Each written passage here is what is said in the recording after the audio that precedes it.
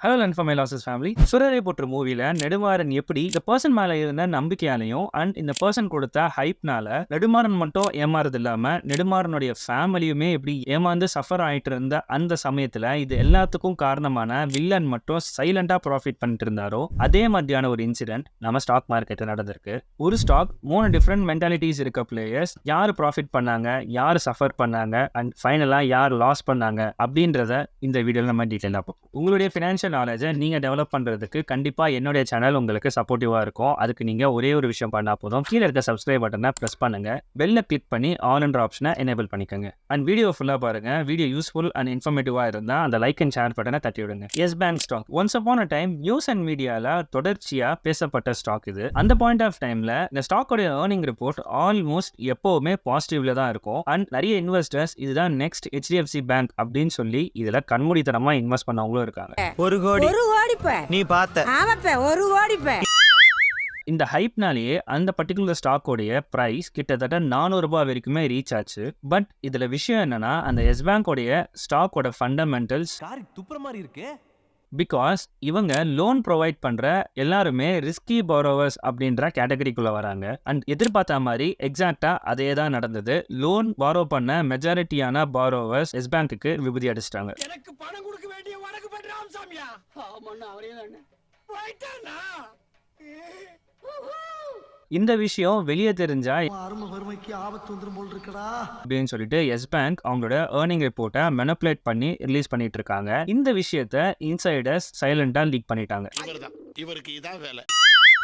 இந்த விஷயம் வெளியே லீக் ஆனதுக்கு பிறகு 400 ரூபாய் பர் ஷேருக்கு ட்ரேட் ஆயிட்டு இருந்த எஸ் பேங்க் ஸ்டாக்ஸ் கவுண்டமணி தலைகீழா தான் குதிப்பேன்னு ஒரு டைலாக் சொல்வார் இல்லைங்களா, அதே மாதிரி 70 ரூபாய்க்கு ஸ்ட்ரெயிட்டா குதிச்சிருச்சு. இந்த ஃபாலுக்கான அனதர் மேஜர் ரீசன் என்னவா இருந்திருக்கு அப்படின்னு பாத்தீங்கன்னா பேனிக் செல்லிங். இந்த சிச்சுவேஷன்ல தான் லேட் மிஸ்டர் ராகேஷ் ஜுன்ஜுன்வாலா இந்த கிராஷை ஒரு ஆப்பர்ச்சுனிட்டியா பாக்குறாரு. இந்த ஆப்பர்ச்சுனிட்டியை மிஸ் பண்ணிடக்கூடாது அப்படின்றதுனால ராகேஷ் ஜுன்ஜுன்வாலா என்ன பண்றாரு அப்படின்னா எஸ் பேங்க்ல 88 crore இன்வெஸ்ட் பண்றாரு at 67 rupees for 1.3 crores of ஷேர்ஸ்க்கு. இந்த bulk deal news social media and media சேனல்ல பயங்கர ஃபாஸ்டா ஸ்ப்ரெட் ஆகுது. அண்ட் இந்த நியூஸ்னால நிறைய ரீட்டைல் இன்வெஸ்டர்ஸ் டிப்ல இன்வெஸ்ட் பண்றதா நினைச்சு இந்த ஸ்டாக்ல கண்டினியூவா இன்வெஸ்ட் பண்ணிட்டே இருக்காங்க. நிறைய மலை இழுத்துட்டு போல இருக்குது. கட்டப்பட்ட பாக்குற வியூவர்ஸ் நீங்க அந்த பாயிண்ட் ஆஃப் டைம்ல எஸ் பேங்க்ல இன்வெஸ்ட் பண்ணிருந்தீங்கன்னா கமெண்ட்ல சொல்லுங்க. சரியா மார்ச் 2020 எஸ் பேங்கோடைய ஸ்டாக் பிரைஸ் அதல பாதாளத்துக்கு போயிடுச்சு. அது மட்டும் இல்லாம கம்பெனி திவால் ஆகிடும் அப்படின்ற சிச்சுவேஷனுக்கும் வருது. இத பாக்குற RBI மங்காத்தா மூவில அஜித்தோட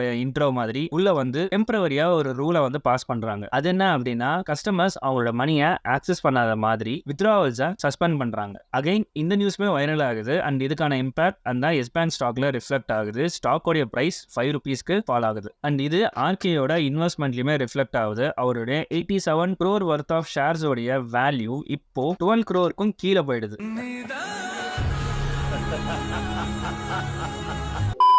அண்ட் ராகேஷ் ஜுன்ஜுன்வாலா அவருடைய சாப்டர் பட் ஸ்டோரி இன்னும் முடியல. இப்போ எஸ் பேங்க் பேங்க்ரப்சி ஃபைல் பண்ணிடக்கூடாது அப்படின்றதுக்காக RBIயோட ஆர்டரை கேட்டு SBI பேங்க் இப்போ எஸ் பேங்க்ல இன்வெஸ்ட் பண்றாங்க. 49% ஸ்டேக் ஹோல்டராகவும் மாறுறாங்க. அண்ட் இந்த நியூஸ்மே அகைன் பயங்கரமா ஸ்ப்ரெட் ஆகுது சோஷியல் மீடியா அண்ட் நியூஸ் சேனல்ல. அண்ட் இதை பார்க்குற investors especially retail investors again Yes பேங்க்ல இன்வெஸ்டும் பண்றாங்க. அண்ட் இந்த இன்வெஸ்ட்மெண்ட்டை லாங் டேர்ம் இன்வெஸ்ட்மெண்ட்டா கன்சிடரும் பண்றாங்க. அண்ட் ஸ்டாக் பிரைஸை புஷ் பண்றதுக்காக எஸ் பேங்க் FPO லான்ச் பண்றாங்க. ஸ்டாக் பிரைஸும் ஸ்லோவா கொஞ்சம் கொஞ்சமா ரெக்கவர் ஆக ஸ்டார்ட் ஆகுது. அண்ட் இந்த ஆப்பர்ச்சுனிட்டியை மிஸ் பண்ணிடக்கூடாது அப்படின்றதுக்காக SBI இப்போ என்ன பண்றாங்க அப்படின்னா அவங்களோட டோட்டல் ஹோல்டிங்ஸ்ல வெறும் 13% ஆஃப் ஷேர்ஸை ஜப்பான்ல இருக்க SMBC அப்படின்ற இந்த பேங்க்குக்கு செல் பண்றாங்க. என்ன வச்சிட்டு எடுத்து பாரு, என்ன வச்சிட்டு எடுத்து பாரு. எற கையா